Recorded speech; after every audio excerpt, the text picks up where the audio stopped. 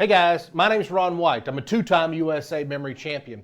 One of the biggest questions I get is, Ron, how long does it take to memorize something? And my reply to that is, it depends. I held the record, and I know that's not the answer you want, but it does depend, and it depends on two things, and I'll tell you what those two things are. I used to hold the record for the fastest to memorize a deck of cards in the United States. I did it in 1 minute and 27 seconds, 87 seconds. I picked up a deck of cards, I looked through it as fast as I could, 1 minute and 27 seconds, I memorized it, and then I assembled a second deck to match that deck. So how long does it take to memorize a deck of cards? For me, on that day, 1 minute and 27 seconds. But is that how long it takes to memorize a deck of cards? No. I've done it faster, and other people have done it faster. I've done it slower, and a lot of people have done it slower. It depends. You will learn something quickly or slowly or at a certain speed based on two things: your base knowledge and a system. Let me talk about what base knowledge means.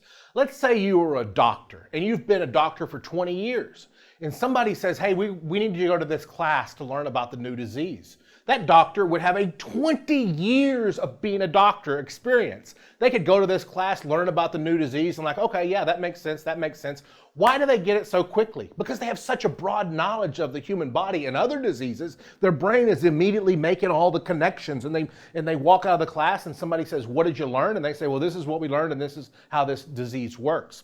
Now let's take a first-year medical student. They don't have hardly any experience and they're just now learning basic biology. They go to this same class. They walk out of the same class and they say, well, what'd you learn about this new disease? And they're like, I learned this.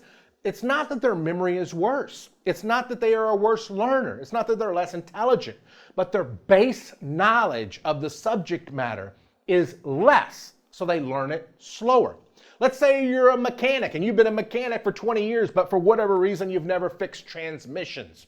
Then somebody says, here's a class on how to fix transmissions. They watch the class on how to fix a transmission. They walk out of the class. Somebody said, how do you do it? And they say, well, this is how you do it. Somebody who's never been a mechanic watches that same class and you ask them how they did it. They're going to be like, oh my gosh, I didn't understand any of it. It was new to both of the people, but the mechanic who's been working on 20 years was able to get it really quickly because his base knowledge was bigger. It was broader. So if you want to learn to memorize something, I always suggest you increase your base knowledge of the subject matter. How can you do that if you're doing a history book or a chemistry book or a science book? Just read it. Read the book without trying to memorize it. Let me say that again. The first time you approach something, get a base knowledge or understanding. Just read it. Don't try to highlight it. Don't try to underline it. Don't try to memorize it. Just read the book. Read it. Get a base knowledge for the subject matter. When I'm in jiu-jitsu class and my teacher's teaching something, I just watch the move. I try to get a base understanding for it. Once you have that base knowledge of a subject matter, then you learn a system or you implement a system to speed up the process. And systems often involve turning things into pictures and placing them in what I like to call a mind palace. Now, here is an example. Let's say you see the number 347-940-352-747. Memorize it. Well, it might take you a minute. Why? Because you don't have predetermined pictures. You don't have predetermined associations. You don't have a system to memorize numbers. I have a system. I could look at that number and see 347-940-952-747. Well, my system is, for me, 347 is a marker, 940 is a purse, 952 is a balloon, and 747 is a cork, like you're popping a cork on a bottle. So I see that number, 347-940-952-747, and I automatically think, there's a marker, it's in a purse, it's tied to a balloon, and the balloon gets popped with a cork. That is a 12-digit number, boom, boom, boom. I can get it like that. Why? Because I have a predetermined system for numbers. If you want to get really good at memorizing numbers, you're going to need to create a method to turn numbers into pictures. And I have a link for how to do that in the description of this video. If you want to get really good at names, you're going to have to create predetermined pictures for names. Steve is a stove, Lisa is the Mona Lisa, Karen is a carrot, Brian is a brain, or whatever you determine they are.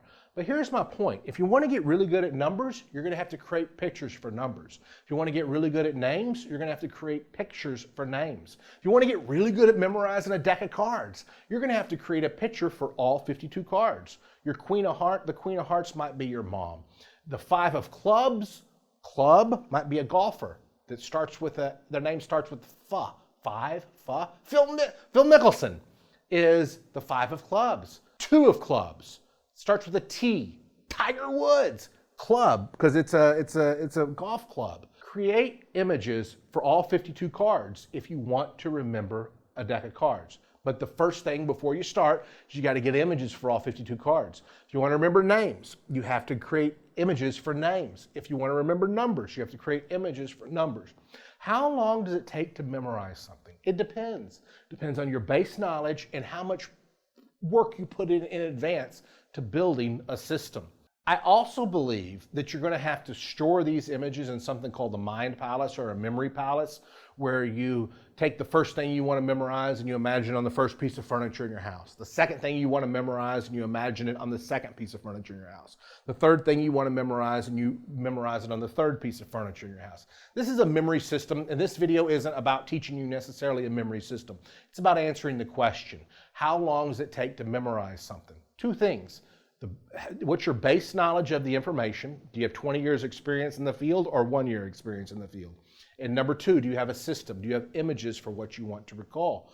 So learn to think in images, learn to think in pictures, and you're going to get faster and faster and faster. As a student, I would encourage you, read the history book, read the science book, read the chemistry book, read it through the first time to get a feel for the information, a base knowledge. Then go back, start underlining or highlighting the things that you want to remember, and implement a memory system such as the Memory Palace. If you don't know what that is, click the link down below in the description. If you don't have my memory course, Black Belt Memory, what are you thinking? Get my Black Belt Memory course. It's in the link below. Comment below and tell me the things that you are interested in learning to memorize, and maybe I'll do a video on it. But most importantly, subscribe so you can see those videos. I'll see you on the next lesson.